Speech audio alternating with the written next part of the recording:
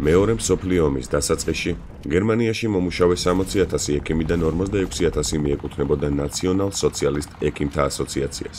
სწორედ ამდენი ექიმი უჭერდა მხარს ადოლფ ჰიტლერის მოღვაწეობას იმ პერიოდში. მესამე რაიხმა მეცნიერებსა და ექიმებს შესთავაზა, რომ სტანდარტულად ვირთხებზე, თაგვებსა და სხვა ცხოველებზე ექსპერიმენტების ნაცვლად ისინი ცოცხალ ადამიანებზე ჩაეტარებინათ. ამ ცხოველური ექსპერიმენტების შედეგების სიამაყით ქვეყნდებოდა გაზეთებში, მათზე საუბრობდნენ კონფერენციების დროს და გარდა ამისა მათ შესახებ იცავდნენ დისერტაციებს. ომის შემდეგ დამტკიცდა 360 ექიმის დანაშაულებრივი კავშირი მესამე რეიხთან. ყველაზე სასტიკ ქმედებებს შუცშტაფელის, იგივე SS-ის წევრები ჩადიოდნენ. ნიურნბერგის პროცესზე, სადაც მეორე მსოფლიო ომის მთავარ დამნაშავეებს ასამართლებდნენ, საერთაშორისო სამხედრო ტრიბუნალის კანონით 16 მსჯავრდებული ექიმიდან 7 პროფესორის სტატუსიც კი ჰქონდა. აქენა 3 მათგანს სიკვდილით დასჯა, დანარჩენს კი სამუდამო პატიმრობა მიესაჯა. ექიმთა უმეტესობა ჩვენებების დროს ამბობდა, რომ ისინი სამედიცინო ეთიკას არ არღვევდნენ. არადა ამ დროს ექიმები საკონცენტრაციო ბანაკებში ასრულებდნენ სხვადასხვა როლს, თუმცა მათ საერთო მიზანი ჰქონდათ. ტყვეების სხვადასხვა მეთოდით ტანჯვა, მათზე ექსპერიმენტების ჩატარება და შემდეგ მათი სიკვდილი. დღევანდელ ვიდეოში ალბათ უკვე სათაურის და გარდა ამისა შესავალის მიხედვით მივხვდებოდით, რომ ვისაუბრებ იმაზე, თუ რა ექსპერიმენტებს ატარებდნენ ნაცისტები ადამიანებზე. იმ სასტიკ და საზარელ მეთოდებზე, რომლებსაც გერმანელები იყენებდნენ იმისთვის, რომ გაერკვიათ, რა შეიძლება გაუძლოს ადამიანმა, როგორც ფიზიკურად, ასევე მენტალურად. მე მაქსიმალურად ვეცდები, რომ დღევანდელი ვიდეო ისე შევფუთო, რომ არც ერთი ჩემი მაყურებლისთვის არ იყოს შემაწუხებელი. თუმცა არ გამოურიცხავ, რომ YouTube-ის ალგორითმა, ასე ვთქვათ, დაგვრჩაგროს და ვიდეო არ მოხდეს რეკომენდირებულ ვიდეოების სიაში, ამიტომ თხოვნა მექნება თქვენთან, რომ დაალაიქოთ ეს ვიდეო, გარდა ამისა გააზიაროთ იგი სოციალურ ქსელებში, პლუს თუ არხსაც გამოიწერთ, უბრალოდ გამახარებთ. მოკლედ, დავიწყოთ. ავსტრიაში მყოფი შუცშტაფელის, იგივე SS-ის შესწავლისას მეცნიერებმა აღმოაჩინეს ნაცისტური ექსპერიმენტის კვალი.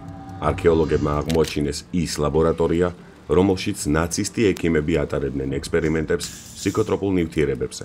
ეს ობიექტი საკმაოდ კარგად იყო დამალული ერთ-ერთ მთათა სისტემაში, რის გამოც აქამდე მისი აღმოჩენა ფაქტობრივად შეუძლებელი იყო. ლაბორატორია თავისი დროისთვის საკმაოდ მაღალი სტანდარტების მქონე ტექნიკით იყო აღჭურვილი. ნაპოვნი არტეფაქტები კი იმაზე მეტყველებს, თუ რამხელა მასშტაბები ჰქონდა ექსპერიმენტებს.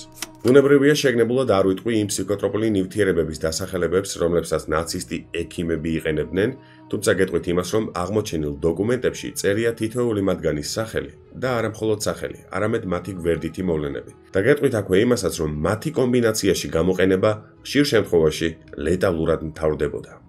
ჩანაწერების მიხედვით, ნაცისტებს აინტერესებდათ, რამდენად შეძლებდა X ფსიქოტროპული საშუალება რეალობის აღქმის დაქვეითებას და შემდეგ ამის ხარჯზე რამდენად იქნებოდა შესაძლებელი ფსიქოტროპული ზემოქმედების ქვეშ მყოფი ადამიანის გაკონტროლება. ამავე ლაბორატორიაში იკვლევდნენ ნარკოტიკული საშუალებების გავლენას ჯარისკაცებზე. როგორც დოკუმენტებში ირკვევა, ნაცისტების მიზანი იყო ჯარისკაცებში ტკივილის შეგრძნების დაქვეითება და მათი ბრძოლის უნარიანობის ამაღლება. აღმოჩენილ დოკუმენტებში კარგად არის აღწერილი ის, თუ როგორ ატარებდნენ კვლევებს ნაცისტების საკონცენტრაციო ბანაკში აღმოჩენილ ტყვეებზე. მათი უმეტესობა, რა თქმა უნდა, ძალიან მძიმე გადასატანი იყო ტყვეებისთვის, როგორც ფიზიკურად, ასევე მენტალურად. ზოგიერთი ნივთიერება იწვევდა ჰალუცინაციას და საკმაოდ სერიოზულ პარანოიას. ზოგიერთი მათგანი კი ბლოკავდა ტვინის იმ კონკრეტულ უბანს, რომელიც პასუხისმგებელია როგორც ტკივილის, ასევე შიშის აღქმაზე. აქვე უნდა ითქვას ისიც, რომ ძალიან ბევრი თანამედროვე სინთეტიკური ნარკოტიკული საშუალება სწორედ ნაცისტური გერმანიის ექიმების გამოგონილია. ტიუბინგენის უნივერსიტეტის სამეცნიერო კვლევის თანამშრომელმა, კლაუს რაინჰარტმა, აღმოაჩინა საარქივო დოკუმენტები, რომლებშიც საუბარი იყო დაჰაუს საკონცენტრაციო ბანაკებში ჩატარებულ ექსპერიმენტებზე. ექსპერიმენტების ფარგლებში გერმანელები ცდილობდნენ მალარიით დაავადებული კოღოების გამოყვანას, რომლებიც მასობრივი განადგურების იარაღად უნდა გამოეყენებინათ. დოკუმენტებში ისიც კი წერია, რამდენ ხანს ძლებდნენ კოღოების საკვების გარეშე თვითმფრინავებით ტრანსპორტირების შემთხვევაში, რაც იმაზე მეტყველებს, რომ გერმანელებს საჰაერო თავდასხმები ჰქონდათ განზრახული მოწინააღმდეგის ტერიტორიაზე. ერთ-ერთ ვიდეოში, სადაც საუბრობ ბიოლოგიურ იარაღზე, დეტალურად მაქვს ახსნილი ის, თუ როგორ იყენებდნენ იაპონელები კოღოებით სავსე ჭურვებს ჩინელების წინააღმდეგ. იაპონელებმა ბუბონური ჭირით დაავადებული კოღოები დაბომბეს ჩინეთის ერთ-ერთი ქალაქი ნიმბო და შედეგად 400,000-ზე მეტი ადამიანი გარდაიცვალა. ის რომ ადამიანის ფანტაზია ზღვარი არ აქვს, იმ ვიდეოში ვთქვი, მაგრამ ამ ვიდეოში ამ ფაქტს კიდევ ერთხელ გავუსვა მხარს. ნიურნბერგის პროცესის შედეგად შეიქმნა კოდექსი, რომელიც პირველი საერთაშორისო დოკუმენტი გახდა, სადაც აღწერილია ეთიკის ის ნორმები, რომლებიც აუცილებლად უნდა იყოს დაცული იმ შემთხვევებში, თუ ექსპერიმენტი ადამიანებზე ტარდება. კოდექსის ყველაზე მნიშვნელოვანი ნაწილი გახლავთ ექსპერიმენტში მონაწილე ადამიანის მხრიდან მისი გააზრებული თანხმობა. ამას გარდა მისი სრული ინფორმირება იმასთან დაკავშირებით, თუ რას მოიაზრებს ექსპერიმენტი, რა მედიკამენტებს მიიღებს, რა რაოდენობით, რა ეფექტები შეიძლება იქონიოს პრეპარატმა და ასე შემდეგ. და მაინც, რა ხდებოდა უკვე ჩამოთვლილი ექსპერიმენტების გარდა ნაცისტური გერმანიის მიერ აშენებულ საკონცენტრაციო ბანაკებში. ამ კითხვაზე პასუხის გასაცემად აუცილებელია რომ ვისაუბრო იოზეფ მენგელეზე. იოზეფ მენგელეზე, რომელიც იყო SS-ის ოფიცერი და ამავდროულად ექიმიც. ოღონდ იმდენად სასტიკი ექიმი, რომ მას სიკვდილის ანგელოზი შეარქვეს. იოზეფ მენგელეს სისასტიკეს ზღვარი არ ჰქონდა. იგი ექსპერიმენტებს ატარებდა ტყუპ ბავშვებზე. მაგალითისთვის მას შეეძლო ერთ-ერთი ტყუპის ტიფით დაავადება. მისი გარდაცვალების შემდეგ კი ტყუპის ცალსაც კლავდა.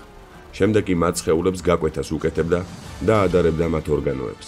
მენგელე ცოცხალ ტყუპის ცალებს ერთმანეთსაც კი აკერებდა ხოლმე და ასე ცდილობდა ხელოვნურად შეექმნა სიამის ტყუპები. თუმცა ხელოვნურად გამოყვანილი სიამის ტყუპები მალევე ყვდებოდნენ ტკივილისა და აგონიის გამო. ისიც უნდა ვახსენო, რომ მენგელე ცდილობდა ბავშვების თვალის ფერის შეცვლას მათ გუგაში საღებავის შეყვანით. მენგელეს ხელში დაახლოებით 1500-მა ტყუპმა გაიარა და აქედან 1200-ზე მეტი გარდაიცვალა. იგი რა თქმა უნდა სხვა სახის ექსპერიმენტებშიც იღებდა მონაწილეობას. მაგალითად ნარკოზის გარეშე კვეთდა ბავშვებს ხელებს და ფეხებს.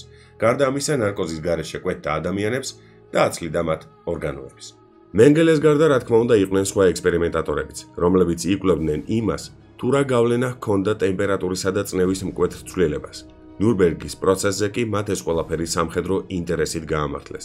თითქოს ისინი იკვლევდნენ იმას, თუ როგორ შეეძლოთ პილოტების ბევრად უფრო უკეთ აღჭურვა და მათი ბევრად უფრო უკეთ დაცვა. ალბათ იცით, რომ გერმანელების სისასტიკეს საფუძვლად ედო არიული რასის სიწმინდე.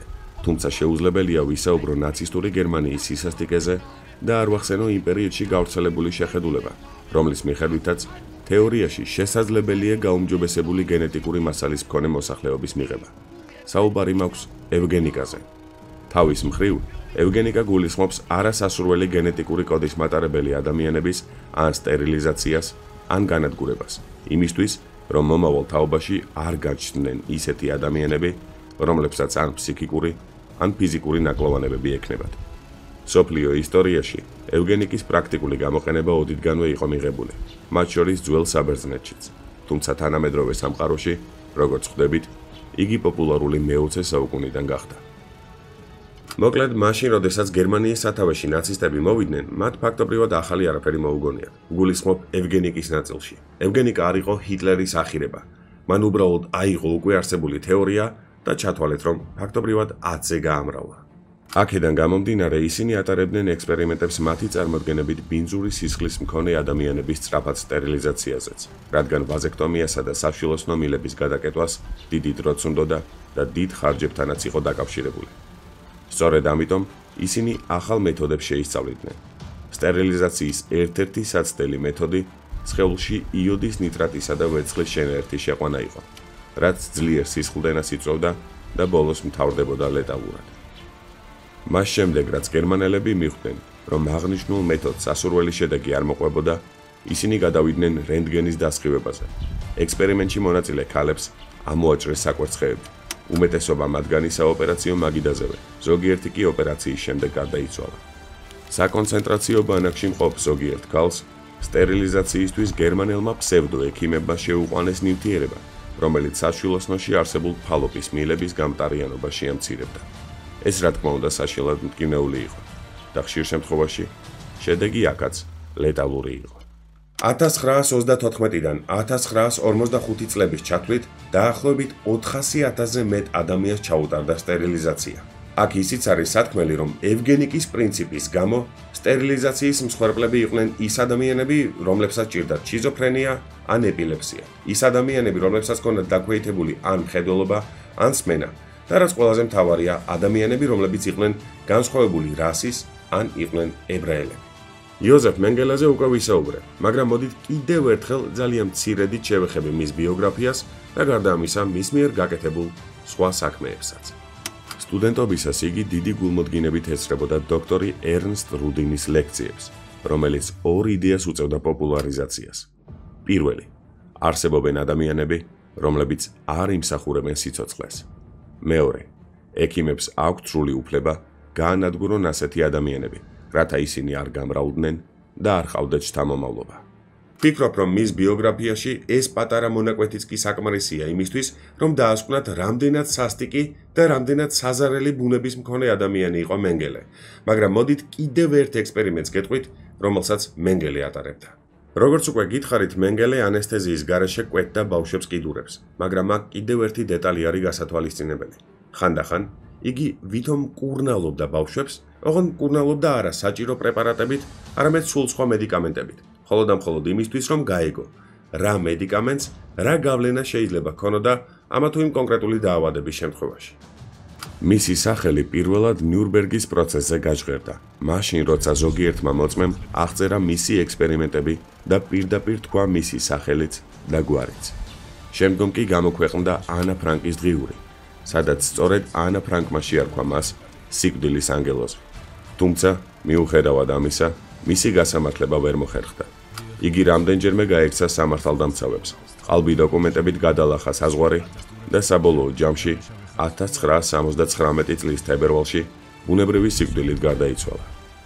ალბათ არ გაგიკვირდებათ თუ გეტყვით, რომ ნაცისტური გერმანიის იდეოლოგიისთვის მიუღებელი იყო ჰომოსექსუალიზმი. სწორედ ამიტომ პროფესორი კარლ ვერნეტი ატარებდა ექსპერიმენტებს ჰომოსექსუალებზე. 1953 წელს რაიხსფიურერმა ჰენრიხ ჰიმლერმა შეიტყო მის ექსპერიმენტებზე და მოიწვია იგი ბუხენვალდის ბაზაზე. ექსპერიმენტები 1954 წელს დაიწყო.